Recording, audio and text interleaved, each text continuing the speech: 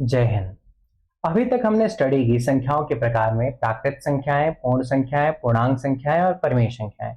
परिमेय संख्याओं की विशेषताएं भी हमने देख ली थी। अब हम स्टार्ट करने वाले हैं अपरिमेय संख्याएं। पर इसको शुरू करने से पहले थोड़ा सा हम देखते हैं परिमेय संख्याओं के पूर्व का टॉपिक जो हमने पढ़ा था, परिमेय संख्याओं का दशमलव निरूपण। तो दशमलव निरूपण के अंतर्गत हमने क्या देखा था कि किसी भी परिमेय संख्या का दशमलव निरूपण या तो क्या होता है, शांत होता है, जैसे कि 0.5, 0.6, 8.25, मतलब कुछ दूर पे जाकर ठहर जा रहा है या रुक जा रहा है। या फिर अगर आप किसी परिमेय संख्या का दशमलव निरूपण करते हैं तो वो अनंत काल तक आगे बढ़ता चला जाता है, जिसे हम अशांत दशमलव निरूपण कहते हैं। पर उसमें संख्याओं का रिपीटेशन होना अति आवश्यक है। मतलब कुछ दूरी पर आपकी संख्याएं लगातार रिपीट होने लगेंगी, जैसे कि यहाँ पे ये संख्याएं लगातार रिपीट हो रही हैं, यहाँ पे 3 बार बार रिपीट हो रहा है, यहाँ पे 6 बार बार रिपीट हो रहा है। तो संख्याओं का रिपीटेशन हो रहा है, यानी आप कह सकते हैं कि जब आप किसी भी अपरिमेय संख्या का दशमलव निरूपण करेंगे, सॉरी, आप जब किसी भी परिमेय संख्या का दशमलव निरूपण करेंगे तो वो हमेशा या तो शांत होगी या फिर एक नियत समय के बाद रिपीट होना स्टार्ट हो जाएगी और अशांत रूप में अनंत तक जाती जाएगी। ये है परिमेय संख्याओं का दशमलव निरूपण। अर्थात वह संख्या जो p बटे q के फॉर्मेट में लिखी जा सकती है, उसका दशमलव निरूपण हमेशा या तो शांत दशमलव निरूपण होगा या फिर अगर अशांत होगा तो उसमें संख्याओं का रिपीटेशन होना बहुत जरूरी है। ठीक है ना। अपरिमेय संख्याएं, अब यहीं से निकल के आती है अपरिमेय संख्या की परिभाषा। देखिए कैसे। अपरिमेय संख्या की जो परिभाषा है वो क्या कहती है कि संख्या s को अपरिमेय संख्या कहा जाता है यदि इसे p बटे q के रूप में नहीं लिखा जा सके। कैसे? यदि इसे p बटे q के रूप में नहीं लिखा जा सके, अर्थात कि अगर आप किसी भी संख्या को p बटे q के रूप में लिख पा रहे हो तो उसका दशमलव निरूपण कैसे हो रहा है, या तो शांत या अशांत। अशांत की स्थिति में संख्याओं का रिपीटेशन। पर अगर आप किसी भी संख्या को p बटे q के रूप में नहीं लिख पाते हो तो उसका जो दशमलव निरूपण होगा वो अशांत तो होगा ही होगा, साथ में उसका रिपीटेशन भी नहीं होगा। मतलब आगे जाके एक नियत दूरी के बाद संख्याएं बार बार रिपीट नहीं होंगी। संख्याएं रैंडमली आएंगी और रैंडमली जाएंगी, लेकिन संख्याएं अनंत तक आती चली जाएंगी। एज एग्जांपल हम बात करते हैं, विदाउट एग्जांपल आप नहीं समझ पाएंगे, तो एज एग्जांपल बात करते हैं। जैसे कि हम वैल्यू ले लेते हैं पाई की। पाई आपने पढ़ा होगा। अब मैं बोलूंगा पाई एक परिमेय संख्या नहीं है, पाई एक अपरिमेय संख्या है, तो आप लोग कहेंगे कि सर पाई का मान तो 22/7 होता है। 22/7 तो एक परिमेय संख्या है। नहीं, पाई का मान 22/7 नहीं होता, लगभग 22/7 के आसपास होता है। तो पाई का मान क्या होता है? पाई का मान होता है, ध्यान दीजिएगा, पाई का मान होता है 3.141592653897932328। इसी रूप में आगे बढ़ता चला जाता है और बहुत दूर तक जाता है। ठीक है ना। तो पाई का मान जो है, इसके दशमलव निरूपण में दशमलव के बाद संख्याएं ना रिपीट हो रही हैं। क्या रिपीट हो रही है? नहीं हो रही है। पर अगर कोई संख्या p बटे q के रूप में लिखी है तो पक्का रिपीट होती है, लेकिन यहां पे ये रिपीटेशन नहीं है। तो पाई के रूप में लिखी संख्या, मतलब पाई का दशमलव निरूपण दशमलव में आगे जाके रिपीट नहीं होता है। मतलब ना तो ये शांत है, या अर्थात ये अशांत भी है, और संख्याएं दशमलव निरूपण में आगे जाके रिपीट नहीं हो रही हैं। अगर ऐसी स्थिति होती है तो हम कहते हैं कि वो संख्याएं अपरिमेय संख्याएं हैं और उनको हम p बटे q के रूप में नहीं लिख सकते हैं। इसीलिए अपरिमेय संख्याओं की परिभाषा क्या बनाई गई है? वो बनाई गई है कि संख्या s को अपरिमेय संख्या कहा जाता है यदि इसे आप p बटे q के रूप में नहीं लिख सकें, क्योंकि p बटे q के रूप में अगर लिख पाते आप तो उसका दशमलव निरूपण अशांत होने के बावजूद वो रिपीट होती संख्याएं, पर यहाँ रिपीटेशन नहीं है। जैसा मैंने पहले दिखाया था ना कि यहाँ पे संख्याएं देखिए, ध्यान से देखिएगा, रिपीट हो रही हैं। यहाँ पे संख्याएं रिपीट हो रही है ना, 285714, 285714, 285714, तो ये संख्याएं बार बार रिपीट हो रही हैं। अगर इसी संदर्भ में हम इनको देखें अपरिमेय संख्याओं को, तो उनके दशमलव निरूपण में बाद में कोई भी संख्याएं रिपीट नहीं होती हैं। यही कारण है कि अपरिमेय संख्याओं को p बटे q के रूप में नहीं लिखा जा सकता है। तो जिन संख्याओं को आप p बटे q के रूप में नहीं लिख सकते हैं वो सभी अपरिमेय हैं। जैसे कि एज एग्जांपल हम सेकंड एग्जांपल देख लेते हैं। √2 की वैल्यू जो हमारी होती है वो होती है 1.414213564। ये संख्याएं रिपीट हो रही क्या? नहीं हो रही हैं, पर आगे बढ़ती जा रही हैं। मतलब दशमलव निरूपण तो अशांत है पर रिपीटेशन नहीं हो रहा है, यानी ये कैसी संख्या है? यह एक अपरिमेय संख्या है। इसी प्रकार √3 का अगर हम देखें तो 1.7320500807, इस रूप में संख्याएं आगे बढ़ती चली जाती हैं। समझ रहे हो ना। तो इस तरीके से संख्याओं का अगर आगे बढ़ना जारी रहता है, पर दशमलव निरूपण में संख्याएं रिपीट नहीं होती हैं तो उन्हें हम क्या कहते हैं, अपरिमेय संख्याएं कहलाते हैं। तो ये सभी संख्याएं क्या है, अपरिमेय संख्याएं हैं। अब अगर मैं आपसे यही पूछूं कि क्या रूट 9 भी एक अपरिमेय संख्या है, तो आप क्या जवाब देंगे? हो सकता है आप कहें कि हाँ सर रूट 9 भी एक अपरिमेय संख्या है, बट ये सही नहीं है। क्यों सही नहीं है? क्योंकि रूट 9 वास्तविकता में 3 का स्क्वायर है। इस प्रकार से इसे लिख सकते हैं और इसकी वैल्यू कितनी आ जाएगी, 3 आ जाएगी। और 3 क्या है, एक परिमेय भी है, एक पूर्णांक भी है, एक प्राकृत भी है, एक पूर्ण भी है। समझ में आ गया ना? यानी कि यह एक अपरिमेय संख्या नहीं है, ध्यान रखिएगा। पर रूट 2 एक अपरिमेय संख्या है, रूट 3 एक अपरिमेय संख्या है, पाई एक अपरिमेय संख्या है, और इस प्रकार आप अपरिमेय संख्याओं को परिभाषित कर सकते हैं। सेकेंड टॉपिक जो हम स्टडी करेंगे इसमें परिमेय संख्याओं का योग और व्यवकलन पढ़ेंगे। ध्यान दीजिएगा, अपरिमेय संख्याओं का योग और व्यवकलन कैसे करते हैं। तो पहला एग्जांपल हम देखते हैं। फर्स्ट एग्जांपल में क्या दिया हुआ है, रूट 2 प्लस रूट 3। अगर इस प्रकार का कोई आपको एडिशन आता है तो उसका उत्तर एग्जैक्टली उसी रूप में रख दिया जाएगा। मतलब रूट के अंदर अलग अलग अगर वैल्यू दी हुई है, एक में रूट 2 है, एक में रूट 3 है, तो आप एज इट इज उसको पुटअप कर देंगे, उसको आप किसी प्रकार से ऐड करने की कोशिश नहीं करेंगे, और यही आपका फाइनल आंसर होगा। सेकेंड अगर आप क्वेश्चन देखें तो वो क्या है, रूट 2 प्लस रूट 2। यहाँ पे रूट के अंदर सेम वैल्यू है, 2 ही 2 है, तो ये ऐड हो जाएंगी। तो ये वैल्यू क्या आ जाएगा आपका, 2 इंटू रूट 2, क्योंकि 2 बार रूट 2 है तो हम 2 इंटू रूट 2 कर देंगे। समझ में आया? अगर आपका एडिशन, एक और एग्जांपल देख लेते हैं जो यहाँ पे नहीं दिया हुआ है। अगर यही एग्जांपल अगर आपको ऐसा होता कि रूट 2 प्लस 3 रूट 2, तो वैल्यू कितनी आ जाती, यहाँ पे आपकी वैल्यू आ जाती 4 रूट 2। समझ में आया ना? इस तरीके से एडिशन करते हैं। अगर हम अगला एग्जांपल देखते हैं, जैसे कि हमारा एग्जांपल ये रहा, 4 plus 3 root 2 plus root 3 plus 2 root 2 equal to कितना होगा। कैसे सॉल्व करेंगे, ध्यान दीजिएगा। 4 प्लस 3 रूट 2, सारे रूट 2 वालों को पास में ले आ लीजिए। 3 root 2 plus 2 root 2 plus root 3, इसको इस तरीके से लिख लेंगे लेफ्ट हैंड साइड को। आगे जब इसको लिखेंगे तो 4 को ऐसे रखेंगे, 3 और 2 की जगह यहाँ पे रूट 2 को कॉमन लेंगे। यहाँ पे क्या बचा, 3, और यहाँ पे क्या बचा, 2। ध्यान दीजिएगा, हमने कॉमन क्या लिया है, रूट 2। आगे क्या आ जाएगा आपका, रूट 3। जिसको हमने कॉमन लिया उसको हम वैसे ही रहने देंगे, अंदर की संख्याओं को जोड़ देंगे तो वो हो जाएगा 5 इंटू रूट 2। 3 प्लस 2 5 हो गया, और 5 इंटू रूट 2 हो गया। ध्यान रखिएगा 5 को लेफ्ट साइड लिखेंगे, राइट साइड नहीं लिखेंगे, प्लस रूट 3। क्या आपका ये आने वाला आंसर एग्जैक्टली वही आंसर है जो आपको दिया गया है, यहाँ पे वही उत्तर है आपका। इस तरीके से हम एडिशन करते हैं, एग्जैक्टली इसी तरीके से हम सब्ट्रैक्शन भी करते हैं। उसमें बहुत ज्यादा परेशान होने की जरूरत नहीं है। ये देखिए आपका एडिशन और सब्ट्रैक्शन के क्वेश्चन प्रोवाइड किए गए हैं, आप इनको सॉल्व करिएगा और सॉल्व करके चेक कीजिएगा कि आपसे बनता है कि नहीं बनता है। आपको क्वेश्चन भी प्रोवाइड किए गए हैं और आंसर भी इसमें दिए गए हैं। इसके साथ साथ अगर अपरिमेय संख्याओं के हम गुणन की बात करें, गुणा और भाग कैसे करते हैं, ध्यान दीजिएगा। एक बात मैंने कही थी कि अगर रूट के अंदर डिफरेंट वैल्यू हो तो आपका एडिशन और सब्ट्रैक्शन नहीं होता है, एज इट इज आप संख्याओं को लिख देते हैं। जैसे कि हमने कहा किया था, यहां पे किया था, रूट 2 और रूट 3 को एज इट इज लिख दिया था। लेकिन अगर क्या है, कंडीशन दूसरी है। कंडीशन कैसी है कि अगर आपका गुणा है और भाग है तो रूट के अंदर अगर वैल्यू डिफरेंट भी हो तब भी सवाल हल होता है। कैसे, ध्यान दीजिएगा। जैसे रूट 2 इंटू रूट 2 है तो इसका क्या हो जाएगा, ध्यान दीजिएगा। रूट 2 इंटू रूट 2 क्या हो सकता है, रूट 2 का होल स्क्वायर हो जाता है, और ये फिर वैल्यू क्या हो जाती है, 2 हो जाती है। तो ये उत्तर आपका 2 आ जाता है। ये तरीका फर्स्ट रहा। सेकंड क्वेश्चन अगर हम देखते हैं तो क्वेश्चन क्या कहता है, रूट 2 इंटू रूट 3। यहाँ रूट के अंदर डिफरेंट वैल्यू है।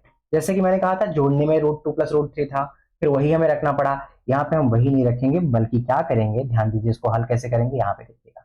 इसको हल करने का तरीका है रूट 2 इंटू रूट 3 बराबर रूट 6।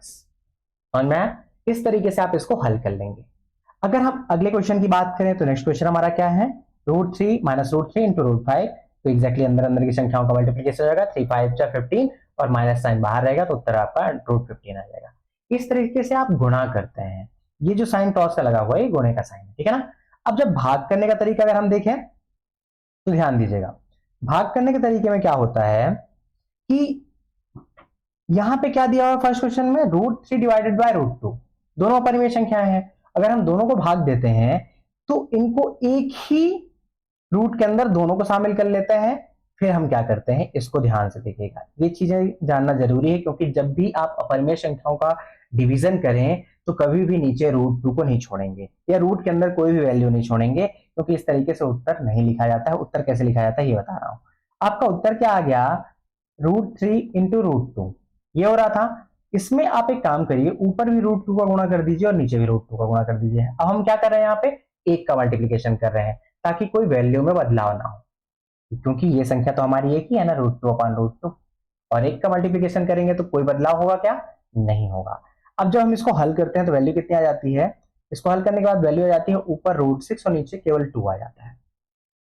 तो आपका फाइनली उत्तर √6/2 ही होगा, ना कि √3/2 होगा। ठीक है ना, ध्यान दीजिएगा, इसलिए आपका उत्तर ये आ गया। सेकेंड क्वेश्चन में अगर हम ध्यान दें तो इसमें क्या है, 4 √6/√2। ध्यान दीजिएगा, 4 √6/√2 है। कैसे इसको हल किया हमने, 4 इंटू √6 को हम √3 इंटू √2 लिख सकते हैं, क्योंकि 3 2 6 होता है, और इसे हम बाद में लिख देते हैं √2। ये दोनों कट हो गए आपस में, और ये संख्या जैसे ही कट हो गई तो बचा क्या हमारे पास, केवल 4 √3। ये आपका आंसर हो गया। समझ में आया?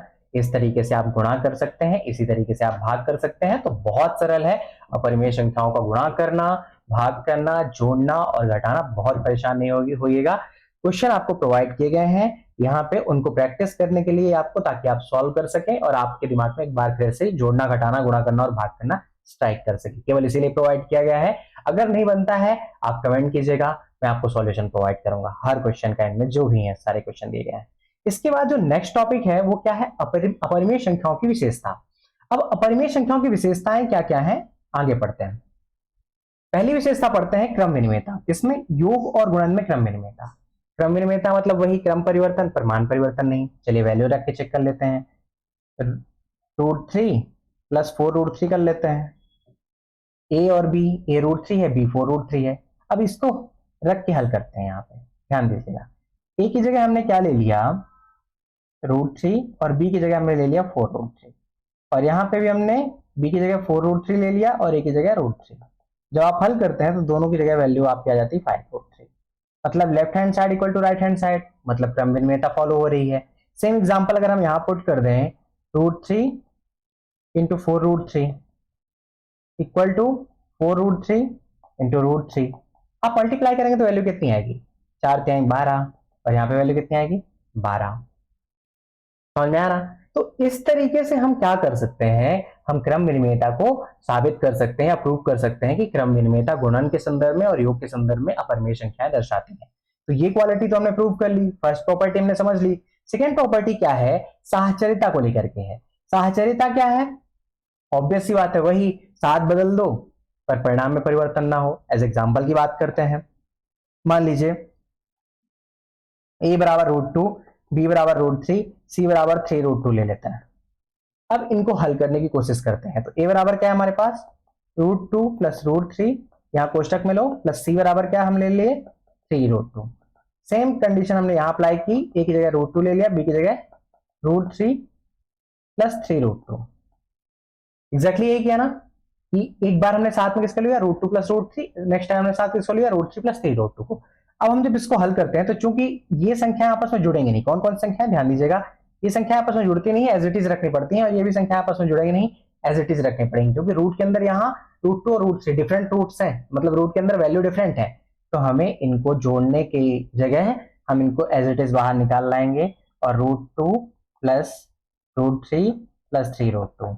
सेम कंडीशन यहाँ पे भी हो जाएगी, √2 + √3 + 3 √2।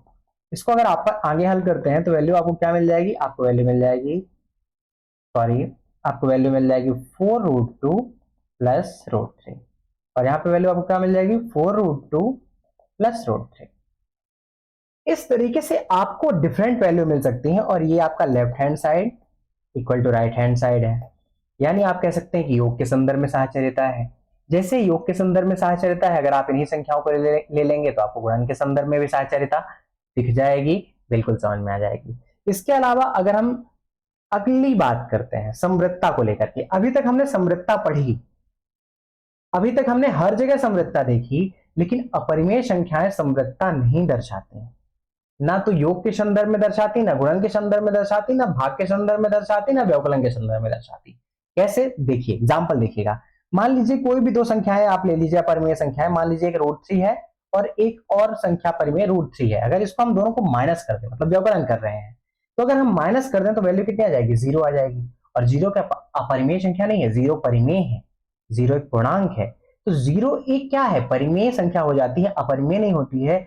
इसलिए इसलिए इसीलिए मैं कह रहा हूं मात्र कि अपरिमेय संख्याएं व्यवकलन के प्रति समृद्ध नहीं है।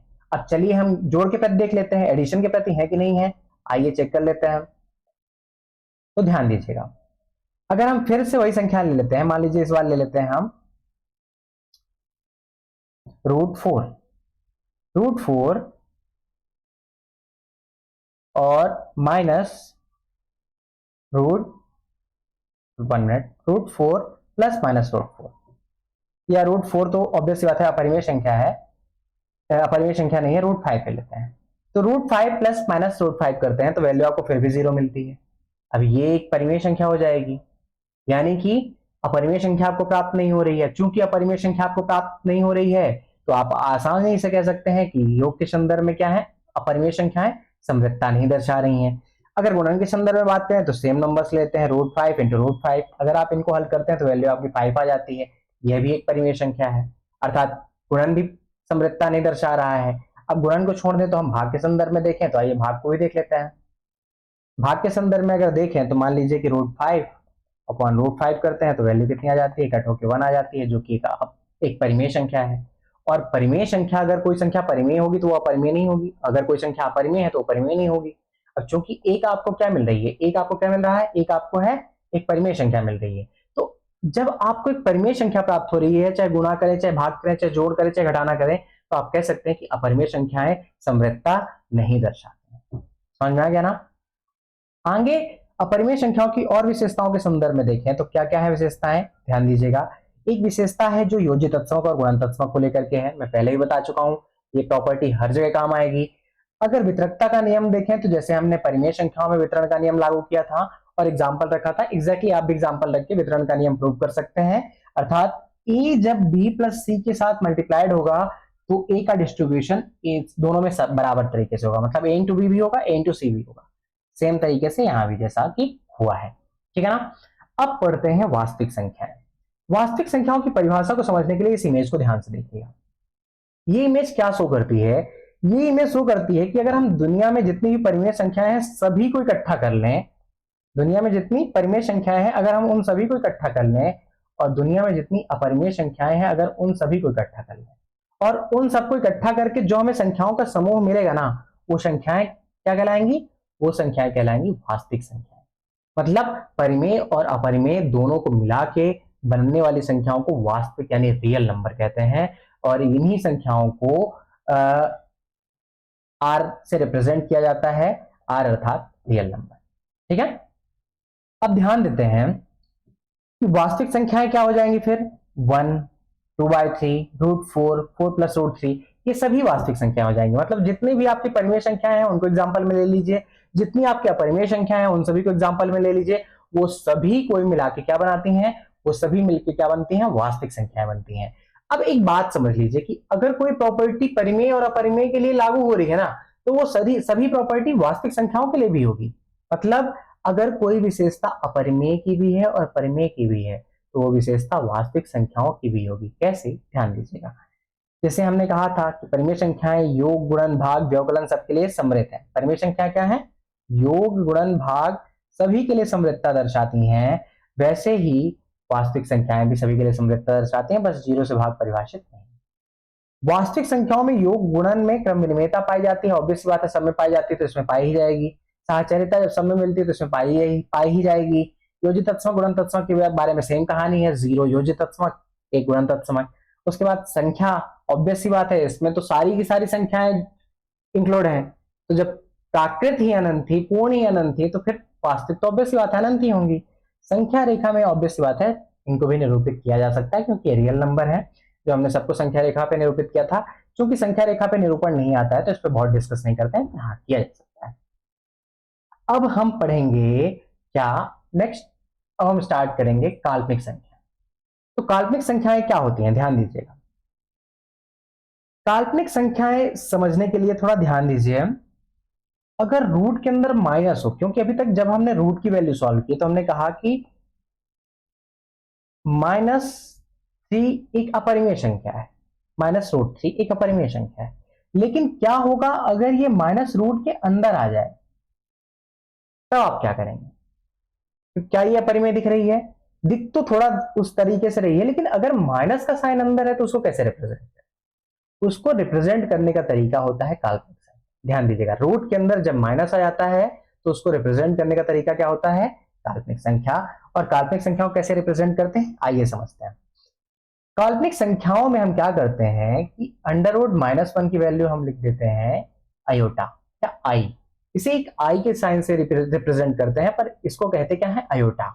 और आयोटा से इसको रिप्रेजेंट किया जाता है। जैसे कि -√3 है वैल्यू, तो आप क्या -√3 को ऐसे लिख सकते हैं? -1 इंटू √3, बिल्कुल लिख सकते हैं। और -1 इंटू √3 की जगह -1 को लिख दिया आपने आयोटा इंटू √3, तो इसको फाइनली आप क्या लिख देंगे? √3 आयोटा। और ये काल्पनिक संख्या है। इस तरीके से आप काल्पनिक संख्याओं का निरूपण करते हैं। समझ में आ गया ना? तो काल्पनिक संख्याओं का निरूपण कैसा है? आप -1 को आयोटा लिखेंगे और बाकी सभी संख्याओं को उसी तरीके से रिप्रेजेंट कर देंगे। एज एग्जांपल की अगर हम बात करें, एक और एग्जांपल ले लेते हैं। मान लीजिए कि एग्जांपल आपका क्या है? √-17, तो इसको कैसे लिखेंगे? 17 आयोटा। √-12, तो इसको कैसे लिखेंगे आप? इसको लिखेंगे आप अंडर रूट, सॉरी यहाँ पे √17 होगा, √12 आयोटा। ठीक है ना? 12 को आप ये भी लिख सकते हैं 2√3 आयोटा। इस तरीके से आप रिप्रेजेंट करेंगे। किसको रिप्रेजेंट करेंगे? काल्पनिक संख्याओं को। काल्पनिक संख्याओं में √-1 को हम आयोटा लिखते हैं। और चूंकि √-1 एक तरह से काल्पनिक नंबर माना जाता है, वास्तविक नंबर नहीं माना जाता है, इसीलिए इसको काल्पनिक संख्याओं के अंतर्गत शामिल किया गया है। यानी कि ये सभी संख्याएं जैसे कि iota, 2 iota, 3 iota, 4 iota, 7 iota, 9 iota, मतलब अगर आई लगा हुआ है किसी नंबर के साथ में तो पक्का वो क्या है? काल्पनिक संख्या है। समझ में आ गया ना? चलिए, अब हम पढ़ेंगे काल्पनिक संख्या के बाद क्या? सम्मिश्र संख्याएं। तो सम्मिश्र संख्याएं क्या होती हैं? ध्यान दीजिएगा, वास्तविक और काल्पनिक संख्याओं को मिश्र करके बनाई गई या उनके जोड़ और घटाने से या उनके योग और व्यवकलन से बनने वाली संख्याएं क्या कहलाती हैं? उनके योग और व्यवकलन से बनने वाली संख्याएं सम्मिश्र संख्या कहलाती हैं। एज एग्जांपल की बात करें, जैसे 7√2, ये एक वास्तविक संख्या हो गई, प्लस 4 आयोटा, ये काल्पनिक संख्या हो गई। इस पूरे नंबर के समूह को हम क्या कहेंगे? एक सम्मिश्र संख्या कहेंगे। समझ में आया ना? अब एक बात बताता हूं, चूंकि काल्पनिक संख्याएं और सम्मिश्र संख्याएं 11th और 12th के टॉपिक में हैं, तो ये उतना इंपॉर्टेंट नहीं होती हैं, पर फिर भी चूंकि टाइप्स ऑफ नंबर में ये आती हैं, मैंने आपको पढ़ा दिया है, इनके डेफिनेशन के स्तर पे बता दिया है। पर चूंकि ये टॉपिक 11th से रिलेटेड है और आज तक 11th से क्वेश्चन एमपीपीएससी ने नहीं पूछे हैं, इसलिए इतना डीप जाके हम स्टडी नहीं करेंगे, पर थोड़ा बहुत इसके डेफिनेशन को स्टडी करना जरूरी था। आगे पढ़ते हैं संख्याओं के समुच्चय का वेन डायग्राम। तो इस वेन डायग्राम को ध्यान से देखिए। इसमें नेचुरल नंबर है, किसके अंदर? होल नंबर के। होल नंबर है इंटीजर्स के अंदर। इंटीजर्स के अंतर्गत रेशनल नंबर। रेशनल नंबर यानी कि परिमेय संख्याएं। परिमेय संख्याओं तक का पार्ट हमने पहले ही देख लिया था। अपरिमेय संख्याएं इनके भी बाहर हैं और इन सबको कलेक्ट करके बनने वाली संख्याओं का समूह क्या कहला रहा है? Real number. मतलब रियल नंबर यानी कि वास्तविक संख्याओं के अंदर सभी प्रकार की संख्याओं को सजो के रखा गया है, सभी प्रकार की संख्याओं को कलेक्ट करके रखा गया है। हाँ, इतना ध्यान रखिएगा कि अपरिमेय संख्याएं और परिमेय संख्याओं में बिल्कुल सिमिलरिटी नहीं है, ये बिल्कुल अलग अलग रहती हैं और अलग अलग जगह पे हैं। कोई भी अपरिमेय संख्या परिमेय नहीं होगी, कोई भी परिमेय संख्या अपरिमेय नहीं होगी। यहाँ पे आपका संख्या एवं उसके प्रकार का टॉपिक कंप्लीट होता है। हमने यहाँ पे फर्स्ट यूनिट कंप्लीट कर ली। ध्यान दीजिएगा, ये लेक्चर में फर्स्ट यूनिट मतलब फर्स्ट चैप्टर कंप्लीट कर लिया है हमने। नेक्स्ट क्लास में हम इसकी आंसर राइटिंग देखेंगे, जो बहुत लंबी क्लास नहीं होगी, और उसके बाद हम स्टार्ट करेंगे प्रतिशत टॉपिक। जय हिंद।